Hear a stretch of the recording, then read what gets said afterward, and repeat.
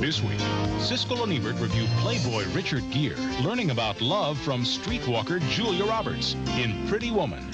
Ad exec Michael Caine makes a killing in a shock to the system.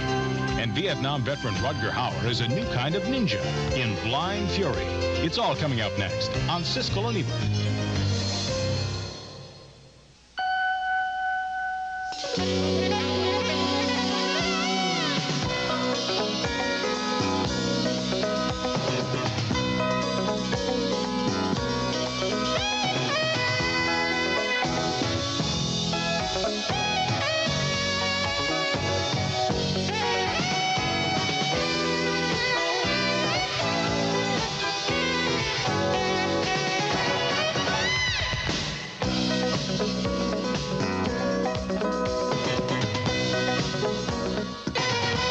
Vivian, I have a business proposition for you. What do you want? I'm going to be in town until Sunday. I'd like you to spend the week with me. Me? Yes. Yes, I'd like to hire you as an employee. Would you consider spending the week with me? I will pay you. Richard Gere and Julia Roberts agree to keep their relationship strictly business, but love gets in the way in Pretty Woman, one of 5 new movies we're going to review this week on Siskel and Ebert. I'm Roger Ebert of the Chicago Sun-Times. And I'm Gene Siskel of the Chicago Tribune. Our first film is called Pretty Woman, and it's the surprisingly well-written Pygmalion-style story of a ruthless businessman who transforms a hooker into a presentable companion, and in so doing transforms himself into a more caring human being. Richard Gere plays the corporate writer who needs a companion for a week in Los Angeles. Julia Roberts plays a sanitized version of a streetwalker still in need of a makeover. Give me a ballpark figure. How much? 6 full nights, days to 4,000. 6 nights at 300 is 1,800. You want days too? 2,000. 3,000. Done. Holy! Further cleaning up of Roberts occurs at a Beverly Hills clothing shop where Gere cuts through their phoniness with good humor typical of the film. We're going to need a few more people helping us out. I'll tell you why.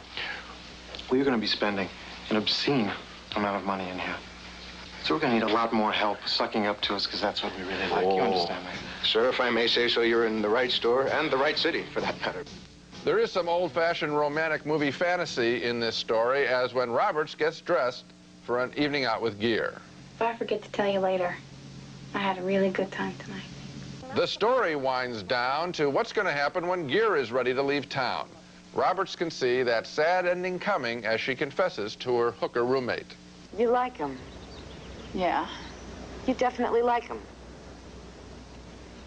Well, he's not a bum. He's a rich, classy guy. Who's gonna break my heart, right? That's Laura San Giacomo as the friend in her first film since Sex, Lies, and Videotape.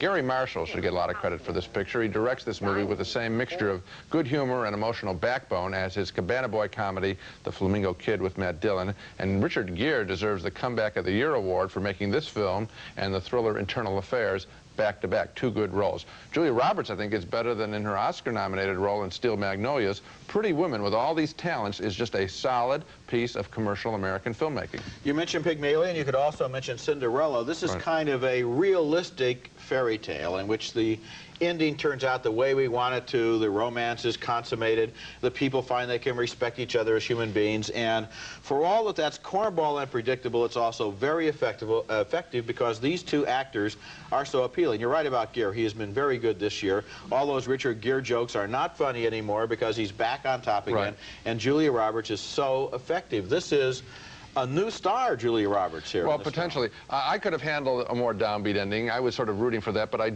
like the Life Goes On endings, like Fabulous Baker Boys. I think it distinguishes a film. But it is really craftsman-like work here. In the writing, it is better written than you would expect here. There are moments, it's not realistic in the sense of the streetwalker character. It's realistic in each way these emotions are played out. This could be a couple dating of different cultures, and it would still work. You know, one of the things I like is all of the detail involving that area around the Beverly Wilshire Hotel in Los Angeles. The Rodeo Drive shops that she goes into, and the sales girls are so hoity-toity and so forth, and a very nice cameo performance by Hector Elizondo as the manager of the hotel. This guy who's, you know, your niece is upstairs, and Gere says, we both know that I don't have a niece, and the way I know that is that I'm an only child. That was a good line. And then Elizondo winds up teaching her what fork to use at the business dinner. It's almost like he adopts her. This whole subtext about how the straight world is allowing this hooker entree and kind of giving her the key to respectability is a real nice part of the movie. We're in the first third of the year still, and Elizondo will probably be forgotten, I know, when they mark their Oscar ballots at the end of the year. It is that caliber of a performance. He's good. You're right. Okay.